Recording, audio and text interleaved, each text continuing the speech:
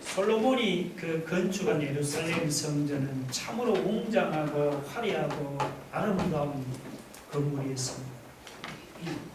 그렇게 웅장하고 화려하고 아름답던 성전이 바벨론 군대가 침략할 때 다 무너지고 불에 타버렸습니다. 그 후에 세월이 지나서 바벨론에서 해방이 가까워오자 유다 백성들은 예루살렘 성전이 회파된 것을 무엇보다도 가슴 아프게 생각했습니다. 그래서 그들은 예루살렘으로 돌아가면은 제일 먼저 무너진 하나님의 성전을 재건하려고 했습니다. 그때 하나님께서 이사야 선지자를 통해서 유다 백성들에게 주신 말씀이 바로 오늘 이 말씀입니다. 1절에 보면 여호와께서 이와 같이 말씀하시되 하늘은 나의 보좌요 땅은 나의 방판이니 너희가 나를 위하여 무슨 집을 지어야 내가 안식할 처소가 어디랴. 옛날에 왕들이 보좌에 앉으면은 왕의 발을 얻는 이 발판이 있었습니다. 그런데 하나님께서 얼마나 크고 위대하신지, 하늘이 하나님의 보좌요 땅은 하나님이 발을 놓으시는 발판이라고 했습니다. 2절에는 뭐라고 말씀합니까? 나 여호와가 말하노라 내 손에 이 모든 것을 지었으므로 그들이 생겼느니라. 실제로 하나님이 온 우주를 만드시고 수많은 별들과 태양을 창조했습니다. 우주가 얼마나 악한가 하면은 인간의 과학으로는 아직도 우주의 끝이 어딘지 알지 못합니다. 미국에서 쏘아올린 보이저 우주선이 지금 35년 가까이 날아가고 있지만 이제 겨우 태양계 경계선을 통과했을 뿐입니다. 그런 속도로는 천년 만년을 날아가도 그냥 우주의 한 뼘에 불과할 뿐입니다. 그런데 하나님은 이렇게 큰 우주를 말씀 한마디로 그냥 손쉽게 창조하신 겁니다. 이렇게 큰 우주를 말씀 한마디로 창조하신 하나님이라면 얼마나 크고 여러분 얼마나 위대하겠습니까? 정말 하늘을 보좌로 삼으시고 땅을 발판으로 삼으시는 크고 위대하신 하나님이 아닙니까?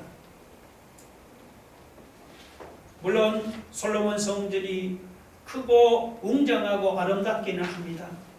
그러나 아무리 크고 여러분 아무리 웅장하고 아름다운 성전이라도 우주보다도 크고 위대하신 하나님을 어떻게 사람이 지은 이 자그마한 성전 안에다가 모실 수가 있겠습니까? 말이 안 되는 소리죠. 하나님이 유다 백성에게 왜 이런 말씀을 하실까요? 그 이유는 바벨론에서 돌아온 유다 백성들이 하나님께는 관심을 안 보여요. 눈에 보이는 성전 재건에만 관심을 보였기 때문입니다. 오늘 본문 1절 2절도 이렇게 성전 재건에만 관심을 보이는 유다 백성을 책망하는 말씀입니다. 여러분 왜 성전을 재건합니까? 그냥 크고 화려하고 웅장한 성전을 자랑하려고 성전을 재건합니까? 아니지요. 성전에서 하나님께 제사 드리고 하나님을 만나려고 성전을 재건하는 것입니다. 그런데 유다 백성들은 성전에서 나아가 하나님께 제사 드리고 하나님을 만날 생각은 하지 않고 그냥 보기에 크고 화려하고 웅장한 성전을 건축하는 데만 몰두했습니다. 그렇다 무너진 성전을 재건하는 것이 잘못되었다는 말이 아닙니다.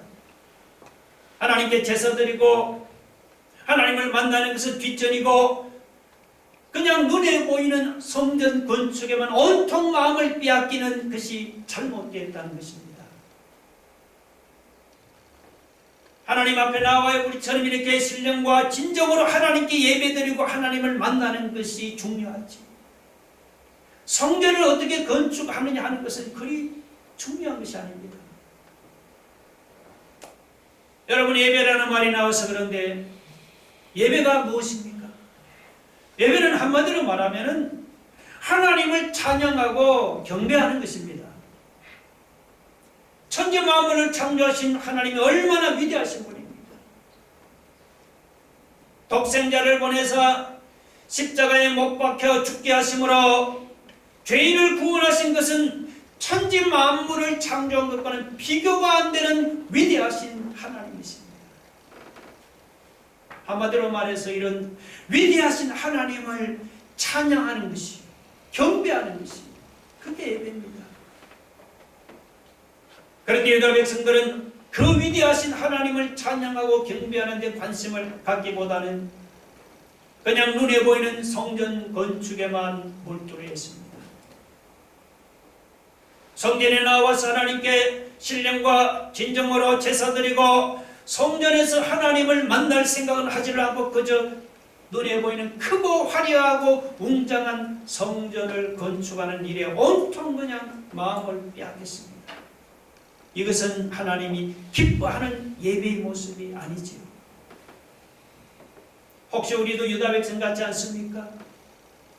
우리가 교회 나와서 예배는 드리지만 하나님을 찬양하고 진정으로 경배하는 데 관심을 갖기보다 우리가 세상 일에 몰두하지 않습니까? 우리가 겉으로는 거룩한 척 예배 드리지만 우리의 마음은 하나님을 떠나서 지금 세상에서 헤매고 있지 않습니까? 여러분, 성경은 이런 것을 가르쳐 외식이라고 합니다. 외식은 속은 엉망이면서 겉만 그럴듯하게 꾸민다는 그런 말입니다. 우리가 복음서를 보아도 예수님은 외식하는 서기관들과 바리새인들을 심하게 책망했지요. 바리새인처럼 유다 백성들도 하나님을 찬양하고 하나님을 경배드리는 마음은 없이 그냥 성전만 그럴듯하게 재건하려고 했습니다.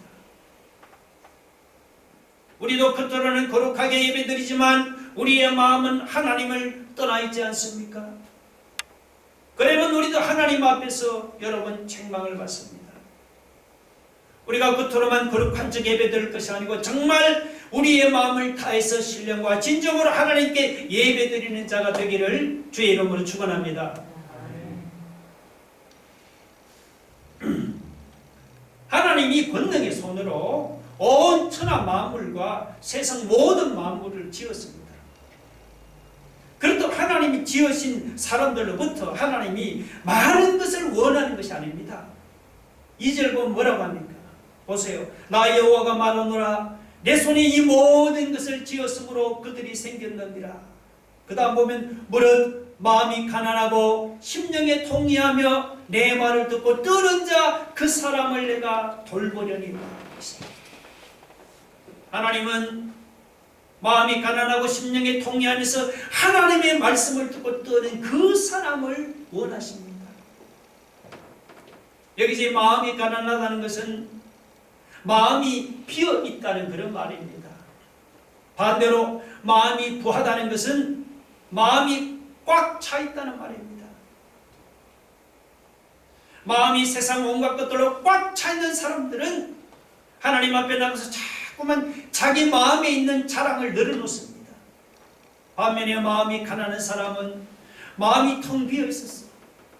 하나님 앞에 나가서 자랑할 것이 아무것도 없습니다. 심령에 통이한다는 것은 말 그대로죠. 자기 죄를 돌아보면서 슬퍼해서 눈물을 흘리고 애통하는 것이 바로 심령에 통해하는 것입니다. 하나님의 말씀을 듣고 뜬다는 것은 무엇입니까? 하나님의 말씀을 제일 중요하게 생각해서 어떻게 했었든지 내가 말씀대로 믿고 순종하겠다는 이런 태도입니다. 하나님은 우리가 하나님 앞에 나올 때마다 가난한 마음을 가지고 우리 자신을 돌아보며 심령이 통해하면서 하나님의 말씀을 듣고 두려워 떨기를 떠는 그런 사람을 하나님이 원하시고 그런 사람을 하나님 찾으십니다. 정말 이런 현상은 우리에게 일어날 수 있는 가장 놀라운 일이죠. 하나님께서 이런 가난한 마음을 가지고 심령에 통해하면서 하나님의 말씀을 듣고 두려워 떠는 그 사람을 하나님이 돌보아 주신다 했습니다. 여기서 돌본다는 것은 이것은 하나님이 기억해서 반드시 은혜를 주시고 축복을 주신다는 말이에요. 인간적으로는 비록 가난한 마음과 심령에 통해하며 하나님 말씀 앞에 두려워 떠는 것이 인간적으로는 이런 사람들이 좀 비참해 보이지만 사실은 이런 사람이 가장 복된 사람입니다. 왜냐하면 이런 사람을 하나님이 돌보시고 기억해서 은혜를 주시고 축복을 주시기 때문이죠. 그러면 유다 백성들이 여러분 그렇게 살았습니까? 아니지요. 자, 여러분 3절 한번 보세요.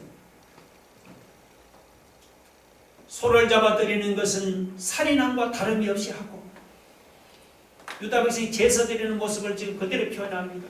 어린 양으로 제사 드리는 것은 개의 목을 끄끔과 다름이 없이 하고, 드리는 예물은 돼지의 피와 다름이 없이 하고, 분향하는 것은 우상을 찬송함과 다름이 없이 하는 그들은 자기의 길을 택하며 그들의 마음은 가증한 것을 기뻐한다. 유다 백성이 여러분 매 절기 때가 되면은 꼬박꼬박 하나님께 소를 잡아 제사를 드리고 어린 양을 잡아 제사를 드렸습니다. 절기 때만 제사를 드리는 것이 아니었습니다. 평소에도 빠짐없이 하나님께 나와 예물을 드리고 아침 저녁으로 하나님께 향을 피워서 분향을 했습니다. 우리가 볼 때는 하나님께 제사 드리는 유다 백성의 정성이 정말 지극하고 대단합니다. 그런데 하나님은 전혀 다르게 말씀하고 계세요. 하나님은 유다 백성들이 하나님께 소를 잡아드리는 것은 그것은 마치 살인함과 다름이 없다. 그들이 어린 양으로 제사 드리는 것은 마치 개의 목을 끄끔과 다름이 없다. 그들이 드리는 예물들은 돼지의 피와 다름이 없고, 분향하는 것은 우상을 찬송하는 것과 다름이 없다면서 하나님께 제사 드리는 유다 백성들을 하나님은 심하게 책망을 했습니다.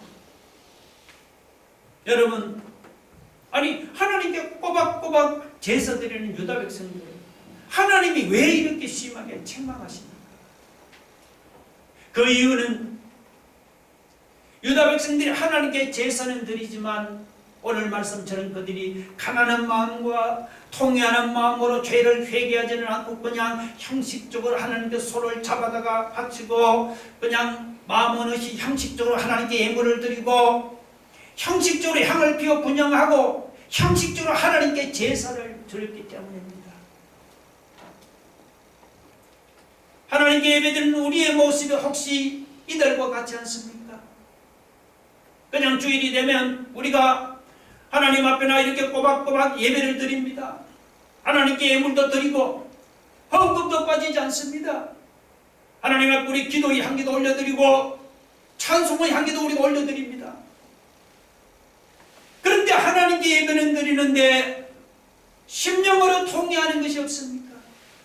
하나님께 나와서 예물도 드리고 기도도 하고 찬송도 부르지만 정말 가난한 마음으로 가슴을 치며 세리처럼 그렇게 죄를 회개하는 것이 없습니까? 그냥 형식적으로 예배드리고 형식적으로 예물을 드리고 형식적으로 기도하고 찬송 부릅니까? 그러면 하나님이 유다 백성을 책망하는 것입니다. 우리도 하나님이 책망하십니다. 하나님은 우리에게 원하시는 것은 대단한 것이 아닙니다. 큰 걸 원하는 게 아니죠. 물은 마음이 가난하고 심령에 통회하며 내 말을 듣고더니 그 사람을 내가 돌보고 그 사람을 내가 원하시고 그 사람을 찾으시는 거예요. 하나님 앞에서 가난한 마음과 통회하는 심령으로 자기 자신의 죄를 회개하는 사람, 하나님의 말씀을 들을 때마다 말씀대로 믿고 말씀대로 순종하겠다면서 그 말씀 앞에서 두려워 떠는 사람, 하나님이 그런 사람을 원하시는 겁니다. 여러분, 오늘 우리의 예배 생활이 그냥 형식적으로 교회에 나와서 예배드리고 형식적으로 신앙생활을 할 것이 아니고 오늘 우리 모두가 하나님이 원하시는 그 신자가 되기를 주의 이름으로 축원합니다. 이렇게 형식적으로 예배드리고 형식적으로 신앙생활 하는 자들은 불경건한 자들이지요. 반면에 가난한 마음과 통회하는 심령으로 하나님의 말씀을 듣고 떠는 그들은 하나님 앞에 경건한 자들입니다. 그런데 얼핏 보면 말이죠, 세상은 경건한 자들이 잘 되는 것이 아니고 불경건한 자들이 오히려 경건한 자들을 미워하고 핍박하고 공격하는 것 같이 그렇게 보입니다. 오늘 본문도 그렇게 말씀하고 있어요. 5절 보면 여호와의 말씀으로 말미암아 떠는 자들아 그의 말씀을 들을지어다는, 여기서 여호와의 말씀으로 말미암아 떠는 자들은 바로 여러분 경건한 자들이죠. 근데 본문은 여호와의 말씀으로 말미암아 떠는 경건한 자들이 잘 된다고 했습니까? 5절 보면 아니죠. 계속해서 읽어보세요. 이르시되 너희 형제가 너희를 미워하며 내 이름으로 말미암아 오히려 너희를 쫓아내며 이러기를 여호와께서는 영광을 나타내사 너희 기쁨을 우리에게 보이시기를 원하노라 하였으나 너희 형제가 너희를 미워한대요. 내 이름으로 말미암아 너희를 쫓아낸다고 했습니다.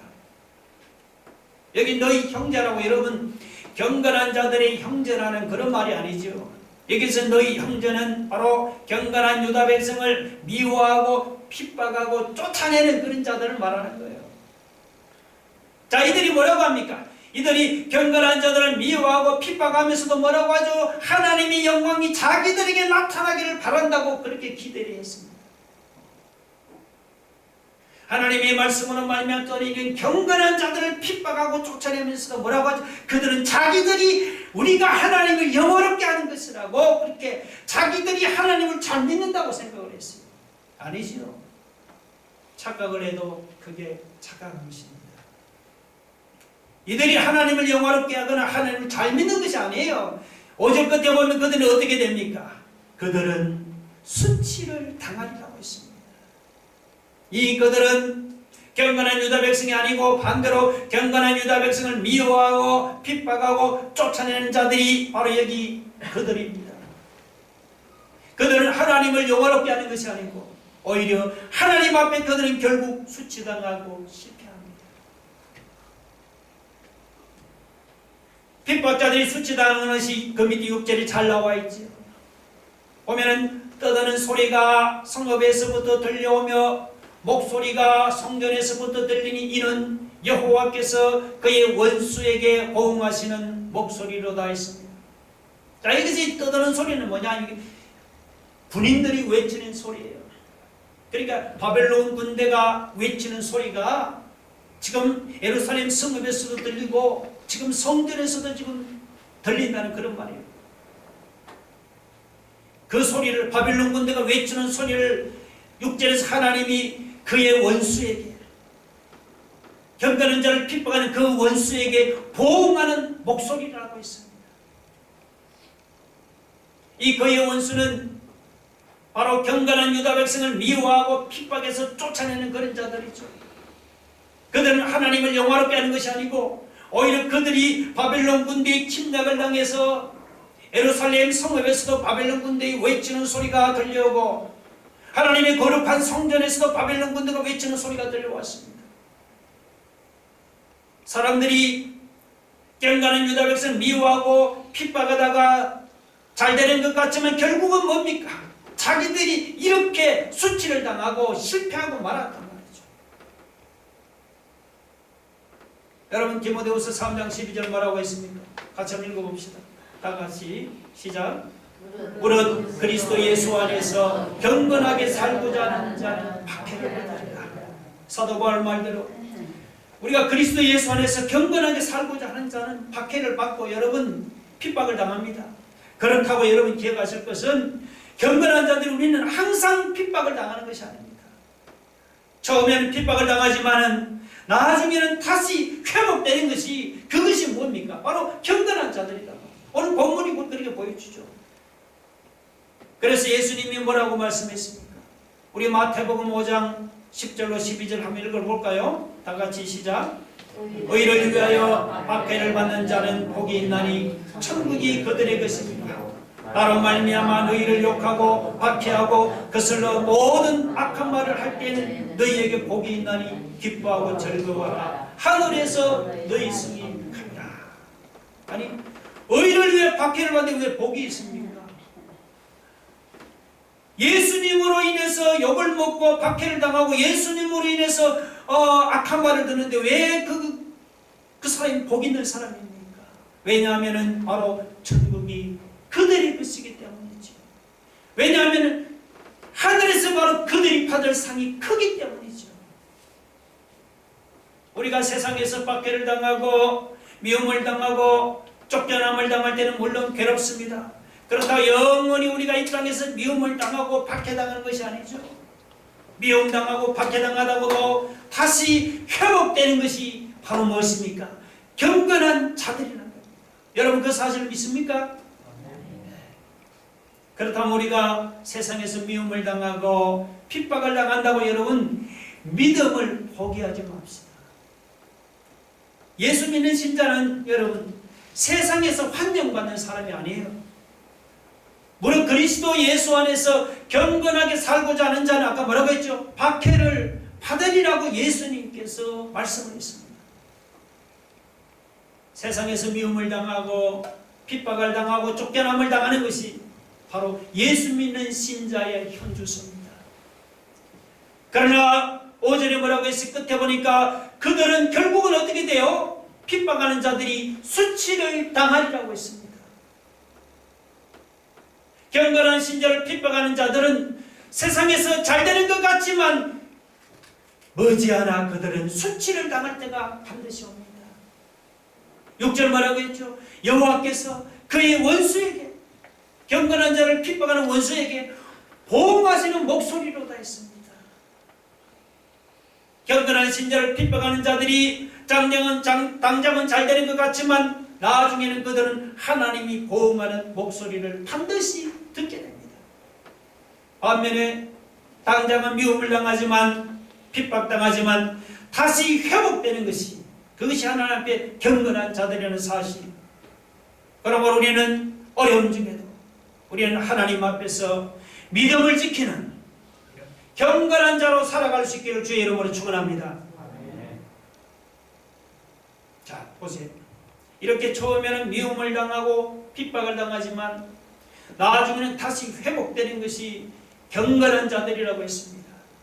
그런데 7절 이하에서는요, 경건한 자들이 보통 정도로 회복되는 것이 아닙니다. 그렇게 읽어보면 그냥 상상할 수 없을 정도로 놀랍게 회복된다고 그렇게 말씀하고 있습니다. 이사야는 이 경건한 자들이 회복되는 것을 아이를 낳는 여인의 모습에다 비유를 하고 있습니다. 7절 이하 보면 여러분 보통 임신한 여자가 아이를 낳으면 어때요? 다 예의 없이 진통을 하죠. 다 진통 겪어보셨죠? 그런데 시온은 진통을 하기도 전에 그냥 아이를 낳아버렸어요. 자, 여러분 7절 한번 보세요. 시온은 진통을 하기 전에 해산하여 고통을 당하기 전에 남자아이를 낳았다고 했습니다. 자, 여기 시온은 바로 유다 백성을 가르칩니다. 유다 백성. 유다 백성들이 이것은 바빌론에 사로잡혀 가서 포로 생활을 할 때는 마치 해산의 고통을 당하는 여인처럼 그렇게 심하게 고통을 당했어요. 그런데 그들이 바벨론에서 본국으로 돌아온 후로는 아주 급속하게 나라를 회복한다는 그런 말씀이에요. 실제로 역사를 보면은 유다 백성들이 여러분 독립운동을 해서 바벨론에서 해방된 것이 아닙니다. 우리나라하고 비슷합니다. 우리나라 물론 독립운동을 했지만 미국이 그냥 일본에 핵폭탄 2개 떨어뜨려 버리니까 그냥 해방이 됐잖아요. 이 유다 백성들이 바벨론에서 해방된 것도 우리나라하고 비슷합니다. 그들이 독립운동을 해서 해방된 것이 아니에요. 하나님께서 어느 순간에 그 바사의 고레스라는 왕을 일으켰어요. 그로 하여금 바빌론을 정복하도록 했습니다. 그래서 바빌론을 정복한 이 고레스 왕이 어느 날 갑자기 조서를 내리는데 유다를 위한 조서를 내렸어요. 그래서 바빌론에서 고로 생활을 하던 유다 백성은 다 고국으로 돌아가도록 했습니다. 오늘 여러분 8절을 보세요. 이러한 일을, 여기 이러한 일을, 아까 유다가 바벨론에서 해방되는 일이요, 유다가 그렇게 한 것도 없이 고레스 왕을 통해서 그렇게 해방된 이러한 이 일은 들은 자가 누구며 이러한 일을 본 자가 누구이냐. 나라가 어찌 하루에 생기겠으며 민족이 어찌 한순간에 태어나겠느냐. 그러나 시온은 진통하는 즉시 그 아들을 순상하였도다. 비유적인 그런 설명이죠. 바벨론에서 해방된 어느 날 갑자기 유다가 한순간에 그냥 바벨론에서 해방되어서 새로운 나라를 이루었습니다. 그러면서 하나님께서 말씀합니다. 너희들이 이런 일은 지금까지 들은 자도 없었고 본 자도 없었다. 여러분 생각을 한번 해보세요. 우리가 가정을 하나 세우는 것도 하루아침에 안 되잖아요. 결혼을 하고 그러는데 여러분 어떻게 나라를 하루에 세우고 어떻게 민족을 한순간에 그렇게 이룰 수가 있겠습니까? 이거 도무지 말이 안 되는 소리잖아요. 그런데 시온은 마치 진통하는 즉시 아들을 순산하듯이 그렇게 순식간에 바벨론에서 해방되어서 그들은 순식간에 나라를 세우고 민족을 이루었습니다. 이것은 바벨론에서 포로 생활을 하던 유다 백성으로서는 이거는 상상도 할 수 없는 일이었습니다. 그러면 여러분 질문합니다. 유다 백성들이 상상할 수 없으면 그게 불가능한 일입니까? 아니죠. 우리 9절 한번 읽어봅시다. 다 같이 9절 시작. 여호와께서 이르시되 내가 이를 갖도록 하였은즉 해산하게 하지 아니하겠느냐. 내 하나님 이르시되 나는 해산하게 하는 이인즉 어찌 태를 닦겠느냐 하시니라. 할렐루야. 쉽게 말하면은 애 못 낳는 사람이 있어도 하나님이 아이를 낳게 하는데 누가 막을 수 있느냐 그 말입니다. 하나님이 아이를 해산하게 하는데 누가 태원을 닫을 수 있겠느냐 그 말씀이에요. 그러니까 하나님이 하시는 일을 사람이 막을 수 없다는 그런 말이에요. 마찬가지로 여러분 지금 유다 백성들이 바벨론에서 고통을 당하지만 하나님 유다 백성들을 바벨론에서 해방시켜 새 나라를 하나님이 세우겠다 하는데 누가 막겠느냐 그 말이에요. 물론 우리가 볼 때는 불가능하죠. 아니 바벨론에서 종사하는 사람들이 어떻게 자기 힘으로 그렇게 해방될 수가 있겠습니까? 서로 해방돼서 본국으로 돌아온 들 이미 본국은 폐해가 된 돌무더기 그 위에서 어떻게 새 나라를 세울 수가 있겠습니까? 이거는 도무지 불가능한 일이에요. 그러나 여러분 사람이 불가능하다고 하나님도 불가능한 것은 아니죠. 유다 백성을 해방시켜서 바벨론에서 해방시켜서 새로운 나라와 새로운 민족으로 세우는 것은 그것은 하나님의 뜻이고 하나님의 계획입니다. 세상의 어떤 나라나 세상의 어떤 왕도 하나님의 뜻과 하나님의 계획을 막지는 못하죠. 온 세상이 방해해도 하나님의 뜻과 하나님의 계획은 반드시 이루어지게 되어 있습니다. 우리 마지막으로 로마서 8장 28장을 읽어봅시다. 다같이 시작. 우리가 알거니와 하나님을 사랑하는 자 곧 그의 뜻대로 부르심을 입은 자들에게는 모든 것이 합력하여 선을 이루느니라. 아멘. 여기 모든 것에는 여러분 좋은 일이나 성공만이 포함되는 게 아니죠. 안 좋은 일이나 실패까지도 포함되는 거예요. 그러니까 하나님을 사랑하는 자, 곧 하나님의 뜻대로 부르심을 입은 자들에게는 안 좋은 일이나 실패와 낭패까지도 그 모든 것들이 합력해서 결국에는 뭘 가져옵니까? 선을 이루고 결국에는 유익을 이루게 되어 있습니다. 할렐루야. 아멘. 여러분 믿습니까? 아멘. 그럼 우리가 우리 형편이 힘들다고 여러분 낙심하지 마세요. 형편이 아무리 어렵고 힘들어도 우리는 잠잠히 그 말씀에 하나님을 바라보시기 바랍니다. 하나님이 하시면 뭐라고요? 닫힌 태문도 어떻게 해요? 열려진다. 믿습니까?